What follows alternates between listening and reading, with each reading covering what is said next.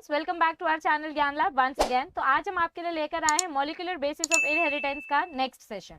आज के सेशन में हम बात करेंगे ट्रांसलेशन प्रोसेस के बारे में। अब सबसे पहले तो मैं बच्चों को ये बोल दूं कि आप लोग टेंशन बिल्कुल मत लो। ये प्रोसेस जितना ज्यादा डिफिकल्ट लगता है उतना ज्यादा डिफिकल्ट है नहीं। ये प्रोसेस काफी सिंपल और काफी स्वीट सा प्रोसेस है। आपको बिल्कुल स्ट्रेस नहीं लेना है। हम इस सेशन में इस प्रोसेस का इंट्रोडक्शन देखेंगे और नेक्स्ट सेशन में ये ट्रांसलेशन प्रोसेस करने के लिए जो 3 स्टेप्स होते हैं, इनिशिएशन, इलोंगेशन एंड टर्मिनेशन, मैं तीनों को आपको डिटेल में एक्सप्लेन कर दूंगी। ये चैप्टर 70% कंप्लीट हो चुका है, सिर्फ 30% पार्ट बचा है इस चैप्टर का। आपको टेंशन नहीं लेना है, मैं आपको कंप्लीट करके दे दूंगी ये चैप्टर। आप बस इसका रिवीजन करते रहिए, प्रीवियस टॉपिक्स रिवाइज करते रहिए और आपका ये चैप्टर भी हंसते खेलते हो जाएगा। तो अब देखो, जो ट्रांसलेशन प्रोसेस होता है, ट्रांसलेट करना मतलब क्या होता है? हमारे डीएनए के पास जो जेनेटिक इंफॉर्मेशन होती है, देखो ये अपना डीएनए है, इस डीएनए के पास अलग अलग जेनेटिक इंफॉर्मेशन है। तो इस डीएनए की एक स्ट्रैंड का इंफॉर्मेशन कॉपी करके एमआरएनए बनाया जाता है। एमआरएनए के पास क्या होता है? मैसेज होता है। कौन सा मैसेज होता है? अब प्रोटीन बनाने का मैसेज। तो प्रोटीन का जो मैसेज है वो कोड वर्ड्स के फॉर्म में प्रेजेंट होता है। कैसे प्रेजेंट होता है? कोड वर्ड्स के फॉर्म में। तो अब इस कोड वर्ड को डिकोड करने का काम किया जाता है with the help of rRNA and tRNA. इस कोड वर्ड को कौन डिकोड करने में हेल्प करता है? RRNA and tRNA.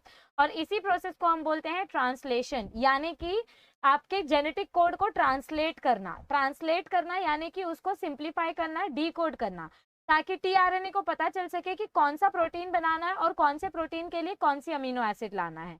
तो इस प्रोसेस को हम बोलते हैं ट्रांसलेशन यानी कि एमआरएनए की इंफॉर्मेशन को डिकोड करना।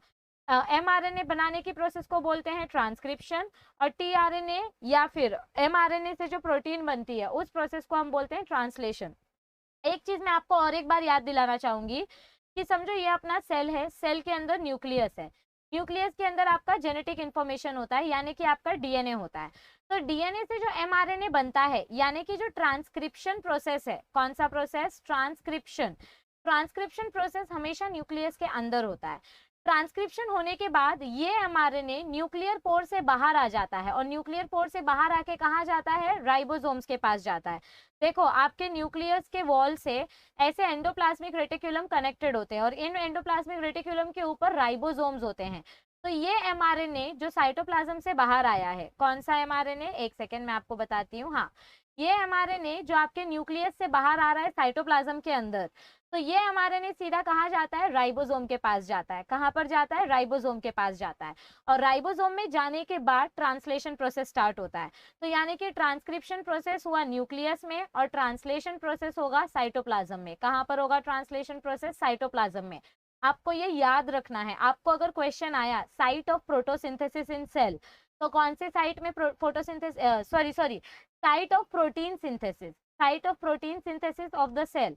तो कहाँ पर आपका प्रोटीन सिंथेसिस हो रहा है? साइटोप्लाज्म में। And site of mRNA synthesis? Nucleus. मतलब एमआरएनए न्यूक्लियस में बनता है, न्यूक्लियस से बन के वो बाहर आ जाता है साइटोप्लाज्म में और फिर प्रोटीन बनाता है। तो transcription takes place in nucleus and translation takes place in cytoplasm. Don't forget this. क्यों साइटोप्लाज्म में होता है ट्रांसलेशन? क्योंकि प्रोटीन बनाने के लिए क्या चाहिए हमको? अमीनो एसिड्स चाहिए। प्रोटीन बनाने के लिए हमको क्या चाहिए? ढेर सारे अमीनो एसिड्स चाहिए। और अमीनो एसिड्स कहाँ पर प्रेजेंट है? हमारे साइटोप्लाज्म में प्रेजेंट है। कहाँ पर प्रेजेंट है अमीनो एसिड? साइटोप्लाज्म में। तो प्रोटीन बनाने के लिए ऑब्वियस सी बात है एमआरएनए को साइटोप्लाज्म में आना पड़ेगा। So this is the basic revision that you have already studied in our previous sessions. So now today we are going to understand the process of translation little bit in detail, but not to worry, I will make it as easy as possible. So let us look at the introduction of translation. क्या बताया गया है हमको यहाँ introduction में? Translation is the mechanism in which codons of mRNA are translated and specific amino acids in a sequence from a polypeptide on ribosomes. मतलब क्या बोला गया है हमको यहाँ पे?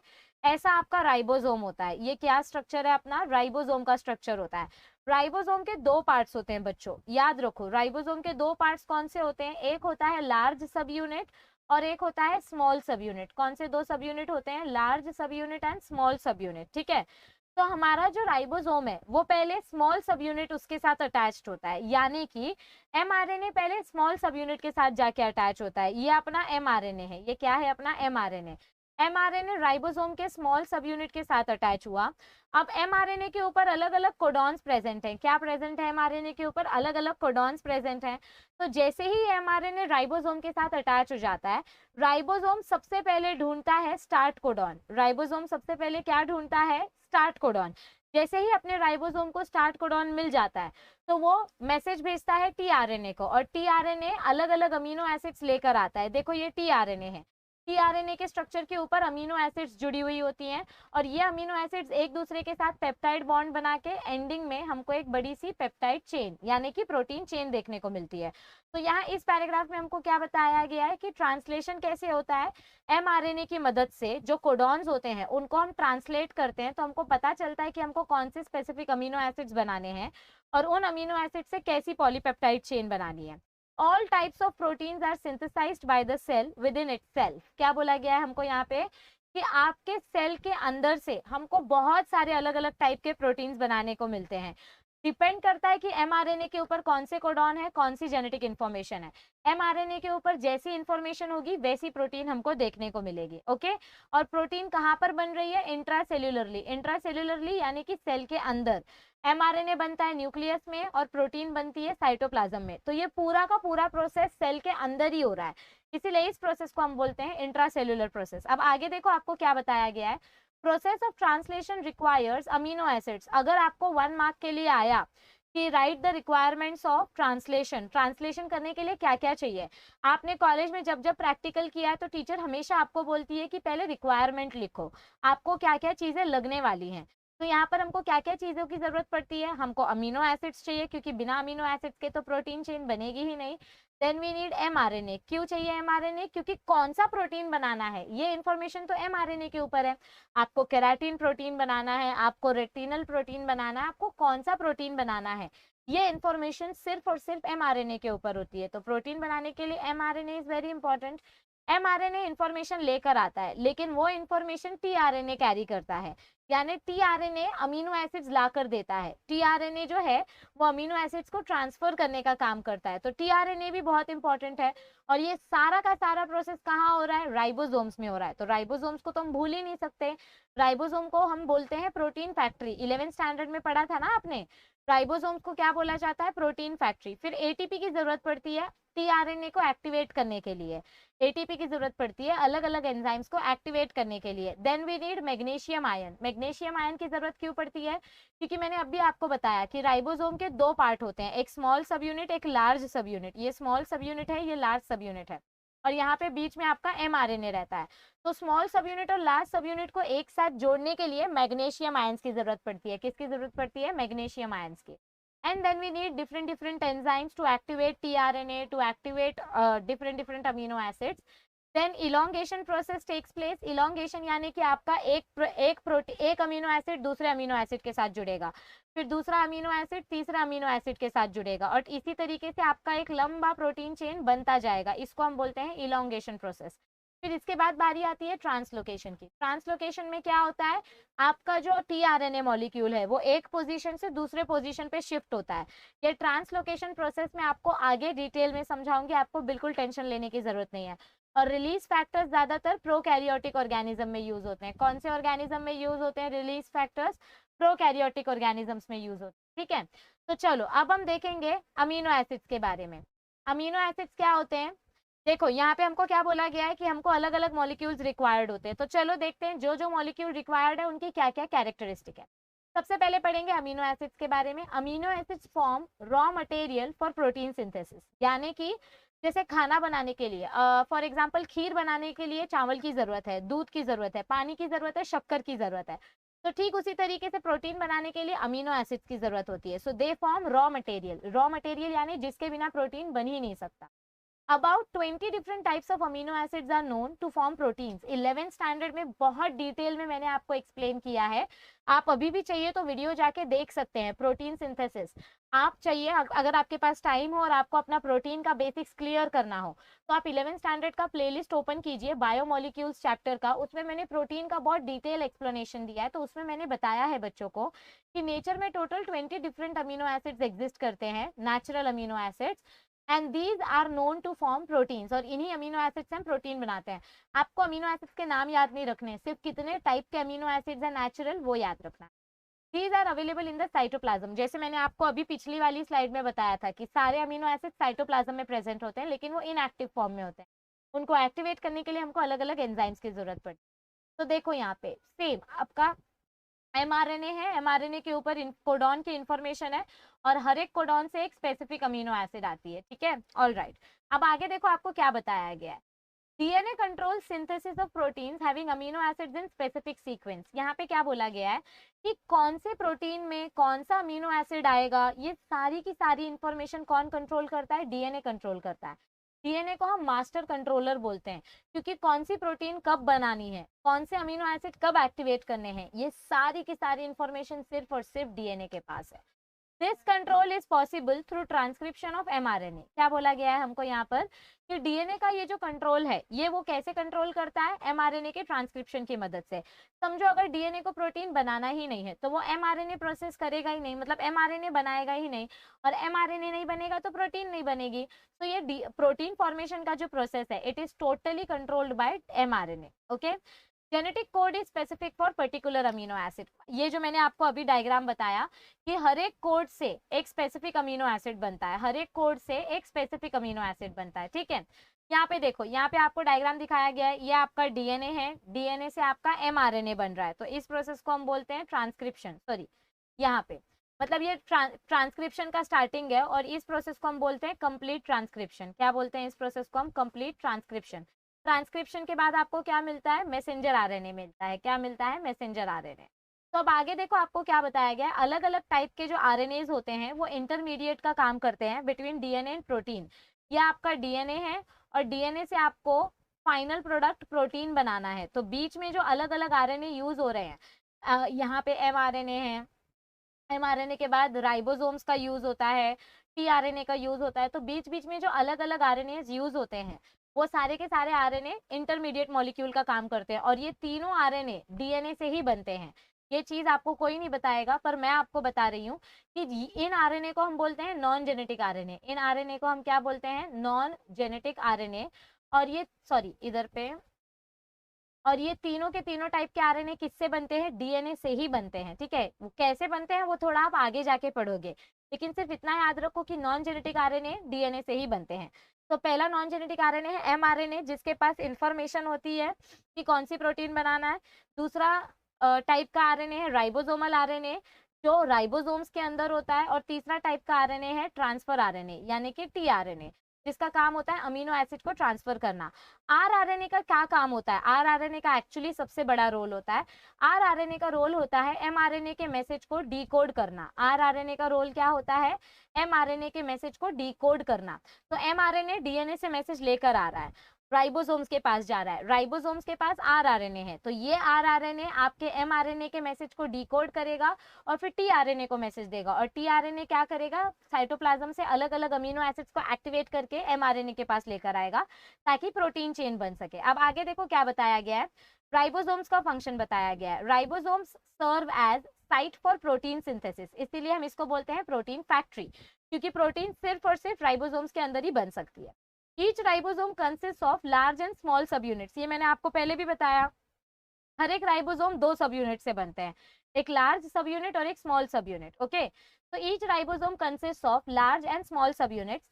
These subunits occur separately in cytoplasm. ये सब यूनिट्स अलग अलग प्रेजेंट होते हैं अपने साइटोप्लाज्म में। ये अपना सेल है, ये अपना न्यूक्लियस है, न्यूक्लियस के बाहर यहाँ पे एंडोप्लाज्मिक रेटिकुलम है, इनके बीच बीच में राइबोसोम्स होते हैं। तो ये राइबोसोम स्टार्टिंग से ही कंप्लीट या स्टेबल स्ट्रक्चर में नहीं होते हैं, ये राइबोसोम्स के पास पहले स्मॉल सब यूनिट अटैच्ड होती है, लार्ज सब यूनिट कहीं और भटकती होती है। जब प्रोटीन बनाना होता है तब लार्ज सब यूनिट एक्टिवेट होती है, वरना तब तक लार्ज सब यूनिट इनएक्टिवेटेड रहती है। So these subunits occur separately in the cytoplasm. Only during protein synthesis these two subunits get associated together due to magnesium ions. तो सिर्फ तब जब प्रोटीन बनाना हो, मतलब सिर्फ और सिर्फ प्रोटीन सिंथेसिस के टाइम पे ये दोनों के दोनों सबयूनिट्स एक साथ आकर जुड़ते हैं मैग्नीशियम आयंस की मदद। ओके, देखो ये आपके राइबोसोम का स्मॉल सब यूनिट है, ये आपके राइबोसोम का लार्ज सब यूनिट है, और ये है आपके लार्ज राइबोसोम यानी लार्ज सब यूनिट के तीन अलग अलग रीजन। ये बहुत इंपॉर्टेंट रोल प्ले करता है। लार्ज सब यूनिट जो होता है ना राइबोसोम का, ये सबसे इंपॉर्टेंट रोल प्ले करता है। आप आगे पढ़ोगे क्यों। ओके, तो अब देखो यहाँ पे हमको क्या बताया गया है। A ribosome has one binding site for mRNA. ये डायग्राम में देखो, यहाँ पे आपका एमआरएनए आके अटैच होता है। स्मॉल सब यूनिट के पास क्या होता है, एमआरएनए बाइंडिंग साइट होता है। दिस इज द स्मॉल सब यूनिट। ये कौन सा सब यूनिट है, स्मॉल सब यूनिट। तो स्मॉल सब यूनिट के पास एमआरएनए को रखने की जगह है। जैसे समझो आपका, समझो आप जब बचपन में घर घर खेलते थे, तो एक इंसान का रिस्पॉन्सिबिलिटी होता था खाना बनाना, एक इंसान का रिस्पॉन्सिबिलिटी होता था बाहर जॉब पे जाना। तो ठीक उसी तरीके से यहाँ पे स्मॉल सब यूनिट का काम है एमआरएनए की देखभाल करना, और लार्ज सब यूनिट जो है, ये 50S वाला जो सब यूनिट है, इसका काम होता है प्रोटीन सिंथेसिस करना। दोनों एक दूसरे के बिना इनकम्प्लीट है। लार्ज और स्मॉल दोनों जब सामने साथ में आके काम करेंगे तभी प्रोटीन बनेगी। तो स्मॉल सब यूनिट के पास एमआरएनए बाइंड होता है, एंड लार्ज सब unit has 3 binding sites for tRNA. देखो, ये लार्ज सब यूनिट के पास 3 अलग अलग लोकेशन होती है। इसको बोलते हैं ई साइट, इसको बोलते हैं पी साइट, और इसको बोलते हैं ए साइट। अगर आप इसको राइट टू लेफ्ट पढ़ो तो इसको बोलेंगे एप। क्या बोलेंगे इसको हम, ape, right to left. Okay, बंदर यानी कि एप। लेकिन इन तीनों साइट्स का क्या रोल है, क्या इंपॉर्टेंस है, ये सब मैं आपको जैसे जैसे हम आगे ट्रांसलेशन के प्रोसेस के बारे में पढ़ेंगे वैसे वैसे बताते जाऊंगी।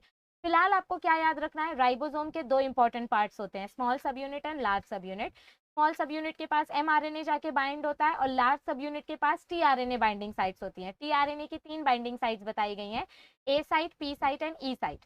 पी साइट को हम बोलते हैं पेप्टिडिल साइट, जहां पे आपका मेन प्रोटीन का चेन बनेगा, ऐसे अलग अलग अमीनो एसिड्स आके अटैच होंगे।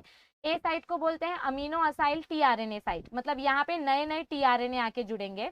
देखो, जब नया टीआरएनए आता है तो वो अपने साथ एक अमीनो एसिड लेके आता है। तो ये टीआरएनए पहले ए साइट पे आया, उसके पास ये अमीनो एसिड है। ये अमीनो एसिड लेके वो पी के साइट आता है। फिर पी के साइट में जब अमीनो एसिड छूट जाता है, मतलब यहाँ पे ये टीआरएनए अपना अमीनो एसिड छोड़ देता है, और ये अमीनो एसिड दूसरे अमीनो एसिड के साथ बॉन्ड बना लेता है। तो अब ये टीआरएनए की किसी को जरूरत नहीं है, तो ये टीआरएनए ई साइट पे आएगा और ई साइट से बाहर चला जाएगा। तो ई साइट को बोलते हैं एग्जिट साइट।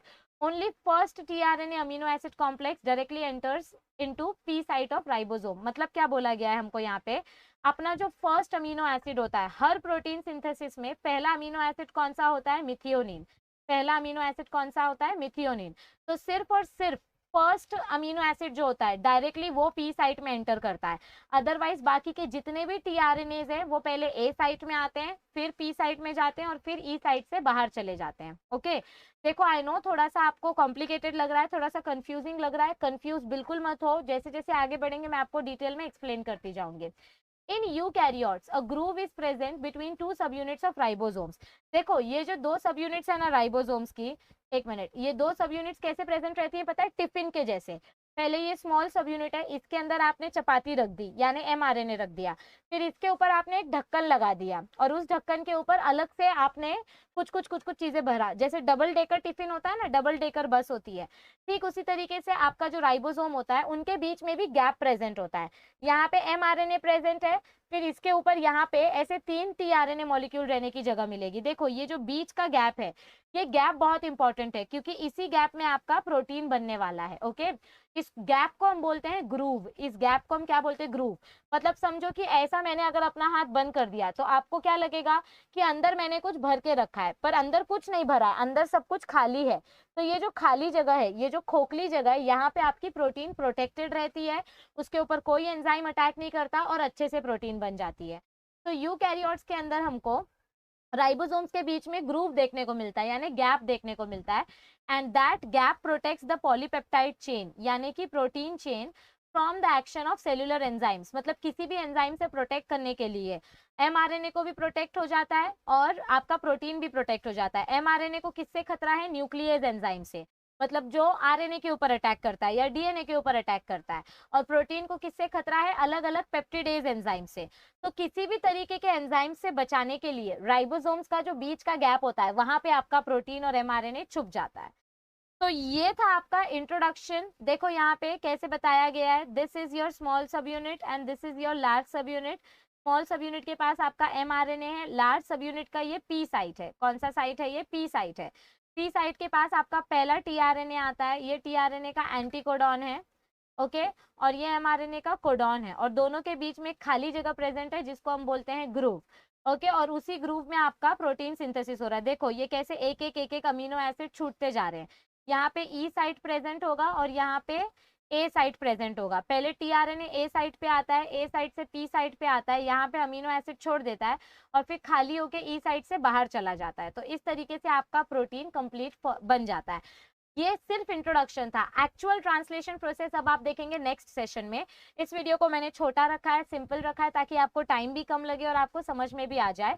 अब आप बिल्कुल टेंशन मत लो, आपको आगे की वीडियोस भी मैं जल्दी दे दूंगी। बस आप पढ़ते रहो, अपना ध्यान लगा के पढ़ो, इधर उधर की बातें मत सोचो, डिस्ट्रैक्शंस को थोड़े टाइम के लिए भूल जाओ।